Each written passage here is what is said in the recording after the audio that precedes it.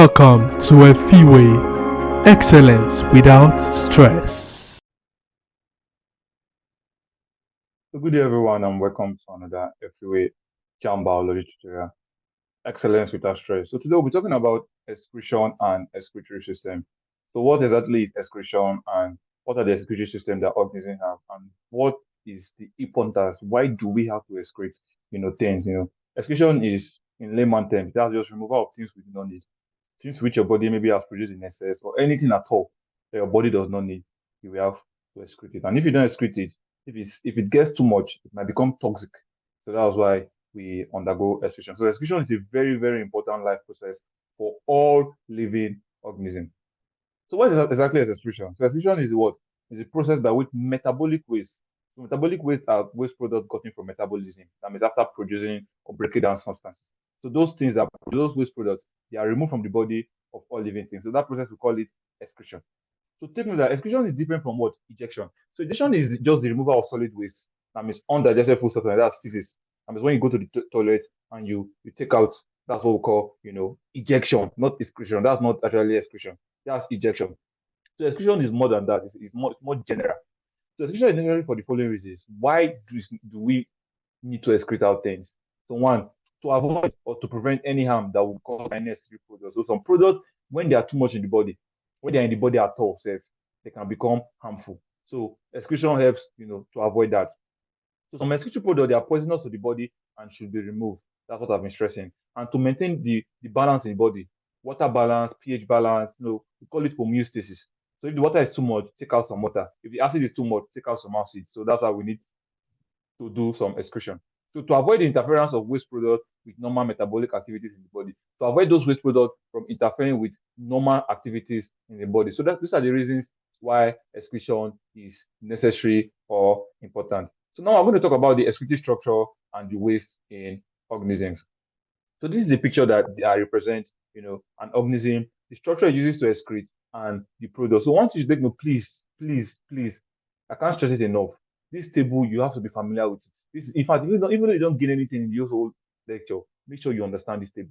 So you have to understand the organism, the structure it uses to excrete, and the product it excretes. For example, insects, the excretory structure is what? Marsupial tubules. And what did they excrete? CO2, ammonia, and what? Uric acid. So this table is very, very important. It comes out a lot in JAMB. So you have to be very familiar with this table. So what are the types of excretory system? And I want to just explain some excretory system.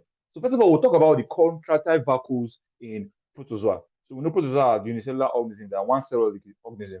So the contractile vacuole is what? It's a simple structure that is found in the what? In the cell of freshwater protozoa. So those protozoa that live in freshwater, there's a structure, a simple structure that we call contractile vacuole that is found in them. So water constantly enters the cells of a protozoan through what? The selectively permeable membrane, because the cell is what? Hypertonic. And we know that hypertonic, if something is hypertonic to its environment, water will flow from the environment into that cell. So since inside of the protozoa is hypertonic to the environment, water will constantly enter into the protozoa. So as water enters the cell, a contractile vacuole is formed that collects the water and expands.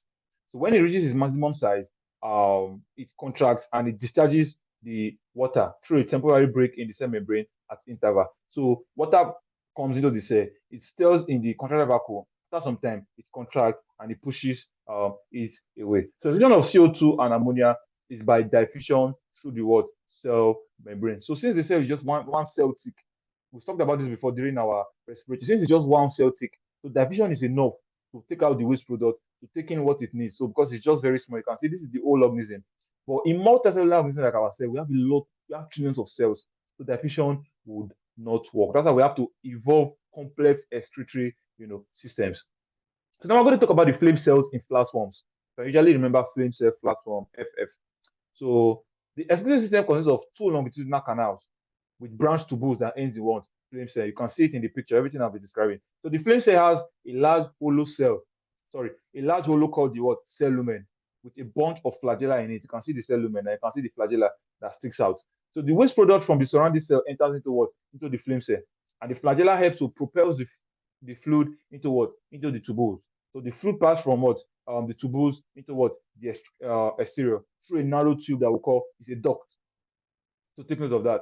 So that's flame cells in flatworm. So nephridrum in earthworm, the excretory organ is what? Nephridrum.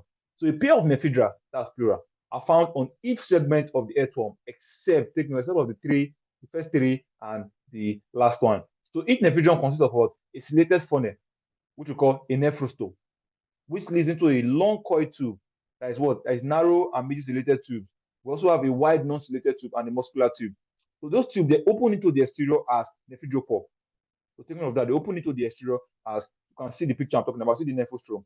Look at the nephridropore open into the exterior. So the waste product is what? Mainly urea. Is absorbed from the blood capillaries through the surrounding capillaries surrounding the nephridra. So the fluid containing the waste product through the long tube of nephridra, salt and other useful substances, they are resolved. So anything the earthworm still needs, like salt, some other useful substances, is absorbed back into the blood. So the things that you don't need, that means the unabsorbed substances and also some water, are gathered in the muscular tube and they are discharged into the exterior through the excretory pore. So take note of that. So now we'll talk about the Mapigian tubule in insects. So insects, they use Mapigian tubules. So the Mapigian tubules, they are found between what? Called the midgut, which is the small intestine, and the hindgut, which is the large intestine. It's found between the midgut and the hindgut. So one end opposing to the gut, while the other end, while the other end freely floats in the what? Hemocy. The hemocy is where the insect have open circulatory system. That's where the blood, dumps in. The blood just dumps in there. So nitrogenous waste and water that is in the hemocy, waste and everything that is not needed inside that hemocy, they are absorbed in the distance closed end. That end that is closed, that is inside the hemocy, absorb those nitrogenous waste and water into the tubule. So the waste product is converted into uric acid. Take note, insect, they excrete their waste as uric acid. Take note, very, very important. So into uric acid as it passes along the Mapigian tubule towards the gut. So a lot of water is reabsorbed. The plants, it needs a lot of water. Sorry, the insect needs a lot of water. So a lot of water is reabsorbed. And by the time that uric acid gets to its proximal end, it has become a crystal. So it changes into what? A solid crystal. So more water is even still absorbed in the rectum. So therefore, concentrated urine leaves the body as almost dried solid. So that's it for insect excretion. So now excretory system in mammals. Mammals are very complex, so they need a very complex excretory system. So mammalian lungs excrete water vapor and CO2. We talk about this in respiratory system. We take in oxygen and take out CO2 and water vapor. So those are excretory products. We don't need it. CO2, we don't need it. So we take it out. So the liver excretes what? Biopigment called bilirubin. While the screen excretes what? Water, salt, and urea through the sweat.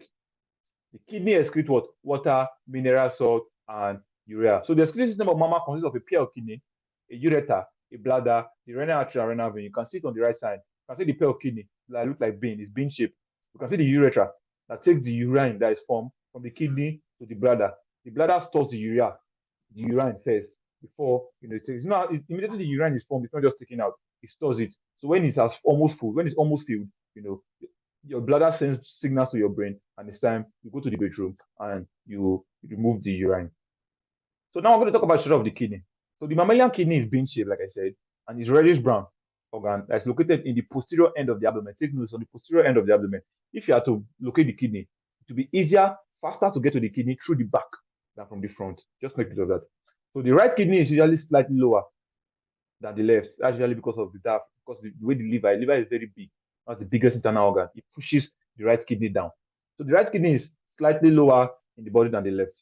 So by the time you cut a kidney longitudinally, two distinct regions are observed. You can see this other kidney, internal view, it is cut longitudinally.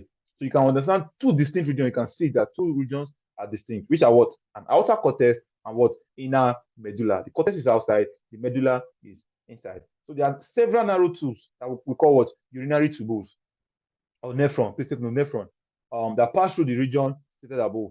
So the tubules, they open at what? The tip of a triangular shaped mass of tissue called pyramid. So there are pyramids here in which the tubules open into. So take note, if you look at it microscopically, you can see the triangular base pyramid where the tubules open into. So the pyramid open into a funnel shaped cavity called the pelvis. I think you can see the pelvis here. You can see the pelvis here. This is the pelvis. So that's where the pyramids open into. So the kidney has many tiny capillaries, which are branches of what? The renal artery and the what? The renal vein. Once you see renal, it's kidney we're talking about. So the pelvis continues as the ureter. Remember, ureter what transport the urine from what? From the kidney to the bladder, where it is stored for some time. So a long narrow tube connecting the kidney to the urinary bladder, that's the ureter. So what's the function of the kidney? What are the functions? So we have three major functions. Actually, we have many functions, but three major functions. One, osmoregulation. So this is the process by which an animal regulates the balance between the water and the salt. Sometimes if there are too much water in our body or too much salt, it's usually very harmful. So that's why your kidney comes in. It helps to maintain those water and salt in your body fluid. That means your blood and other things. So when the concentration of the blood is higher than that of the cell contracts through the kidney. The kidney extracts, some substance from the blood in order to maintain it. So if the salt is too much, the kidney extracts salt. So if the water is too much, the kidney extracts water. I don't know if you get that. It helps to maintain the osmolarity. So we call that osmoregulation.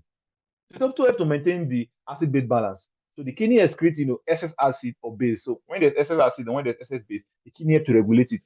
Too much acid is bad, too much base is bad. So we have things we call acidosis, alkalosis. There are things that can kill an organism. So the kidney helps to prevent that by reducing the amount of acid or the amount of base.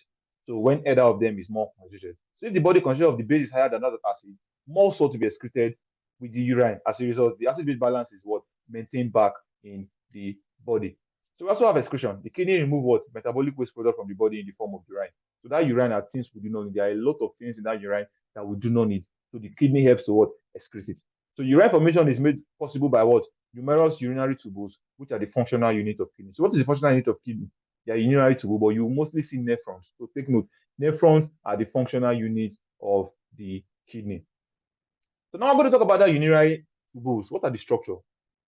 Take note, it's also a nephron. So the nephron consists of what? A cup, you can see the diagram, a cup Bowman capsule that looks like a cup-shaped Bowman capsule that opens into a short called proximal convoluted tubule. It's convoluted because it's twisted. It's convoluted. So it's twisted. So the tubule continues as a U-shape. You can see it's U-shaped loop of Henle. You can see the loop of Henle. So U-shaped loop of Henle into the medulla. Remember, there's a cortex and there's a medulla. So the loop will now re-enter the cortex back as what? Distal convoluted tubule. So it comes to twisted on itself again. So we call it distal convoluted tubule and widens and as it enters into the what? Into the pelvis. So take note, the nephron is associated with several network of capillaries. You can see the capillaries inside. So those capillaries, we call them glomerulus. So the renal artery, anytime you see anything renal, we are talking about kidney. So the renal artery branch in the Bowman capsule, it forms a knot of capillaries called the glomerulus. So all these capillaries, you can see them. You can see the blood vessels branching inside that cup-like structure.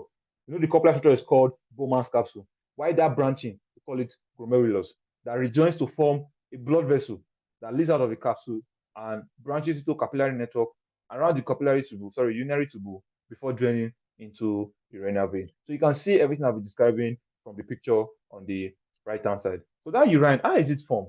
So there are three steps in which these are the steps that urine formation happens. How does urine form? Usually three major steps. So we have ultrafiltration, selective reabsorption, and your hormonal secretion. So taking those, these are very important steps that you have to be familiar with. So what's ultrafiltration? So blood is brought to the kidneys by the renal artery. We've seen it. The renal artery comes and turns into the what? Glomerulus or glomeruli. That's plural in the Bowman capsule. So water, mineral salt, sugar, and other solutes, they are filtered from the blood into that Bowman's capsule. So next thing, what will happen next is what? Selective reabsorption.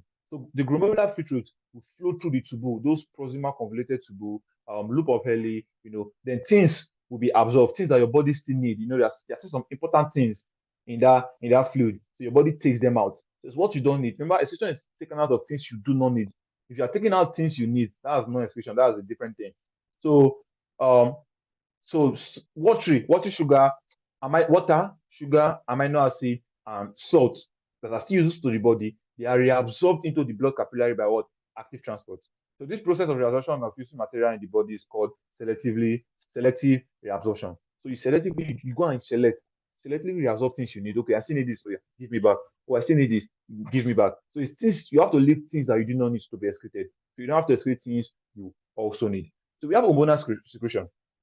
So as the fluid flows through the distal convoluted tubule, so more water is reabsorbed by the action of what? ADH, who we call antidiuretic hormone. It's secreted by the posterior pituitary gland. So, and urine is finally formed. So the urinary tubules, they empty their content into the renal pelvis. It's in the diagram. And from the pelvis, The urine will trickle down through the ureter to the urinary bladder. That's where it is stored and it is discharged through the urethra. So on the right hand side, you can see a picture depicting everything we're talking about. So what's the function of lungs and screen in excretion? So those lungs, our lung, we know we have two lungs in our thoracic cavity, and the heart is in the middle. So the lungs are responsible for what? Exchanging oxygen and what? Carbon dioxide between the air and the blood. So during respiration, the lungs takes in oxygen and release what? CO2 as a waste product. It takes in oxygen, release CO2. So carbon dioxide is what? Excreted by the body through what? Exhalation. So when you inhale, you take in oxygen. When you exhale, you're taking out what? Carbon dioxide that your body does not need. So the skin is also part of the integumentary system, and it plays a role in excretion. What? Through the production of sweat. You know, you produce sweat, and the sweat is produced by what? What we call sweat glands. There are glands that produce sweat, and those sweat glands are what? In the dermis.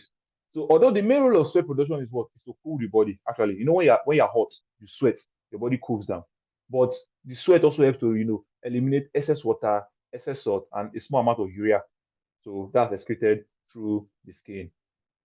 So now I'm going to talk about excretion in plants. It's not only most processes do not occur only in animal. Once the process occurs in animal, most times usually occurs in plant, and excretion is not an exception. So animals excrete, plants also excrete. So, but plants have no special excretory organ. They have no special. The excretory organ is not special, and the excretory products, the waste are minimal. They don't excrete a lot. So elimination of waste product takes place through what? Stomata and lenticel. So stomata and lenticel is where the oxygen and CO2 can diffuse in and out of the plant cell. So the main waste product of plants, they are usually what? Water. They're eliminated through what? Transpiration and guttation. We talked about this before. And CO2 from what? Respiration at night. And when photosynthesis is what? Is not taking place. We talked about this during nutrition. So other waste products in plants, they are what? Alkaloids, which are what? Quinone, nicotine, cocaine, morphine. So these are products that are converted into harmless substances that are stored in some part of the plant as useful commercial products. So those things are, the plant don't need it. So they just convert them into harmless substances and they store them. But we need it. So excretion, some things that some plants are actually needed by some other organisms. So we use them for commercial reasons. And you will see what we're talking about later. So what are the mechanisms of plant excretion? So plants, they excrete waste products through various mechanisms. So one, CO2, excess water, they are produced during respiration. And nitrogenous compounds that are produced during protein metabolism. They are what? They are the main excretory products in plants. So take note of that. So plants produce two gaseous waste products. So take note of this. Is a very, very important point. They produce oxygen during photosynthesis. We talked about that in nutrition. The oxygen is got from what? The photolysis of water. And CO2 is produced during what? Respiration. So take note. Oxygen is both a excretory product and also a useful thing. So oxygen is given out during what? Photosynthesis, while CO2 is given out during what? Respiration. So take note of that. So excretion of gaseous waste in plants takes place through what? Stomata pores on the leaves. So oxygen that is released during photosynthesis is used for respiration, while CO2 released during respiration is used for photosynthesis. So you can actually use them both ways. So excess of water is also excreted from the plant body through the stomata pores on the surface of the fruit and the stems. So that process in which you eliminate water is called transpiration. So take note. Other than gaseous waste, product of metabolism, plant also excrete all that. There are some byproducts that they also excrete. So this waste, they are stored in different form in different parts. So we have gum, we have oil, we have lactase, we have resins. These are some products that are stored in part of plants like the bark, the stem, and the leaves. So eventually the plant will shed off these parts. So the oil that's produced from orange, eucalyptus, jasmine, lactase from rubber tree, papaya tree, and gums from acacia tree. There are different forms of stored waste products. So sometimes they are even excreted into the soil. So excretion in aquatic plants takes place through what? Diffusion. Take note, aquatic plants undergo diffusion. So we'll move on to the next slide. So these are the economic importance of those plant waste products. So those things that the plants don't need, we sometimes we use some of those products, for things, by ourselves. So that's why they call them economic importance of those products. So take note, please be very familiar with these things. They can ask you these things in JAMB. So the tannins, the CO2, the resin, the mucilage, the alkaloid, the orange oil, the eucalyptus oil, the jasmine oil, latex, papaya latex, acacia gum. So how do we use these things? For things like cosmetic, food and beverages, we eat some parts, we use them for a lot of things. So these are things you have to be very familiar with. So that brings us to the end of our topic today. So I urge you to please download the app and see in our next session.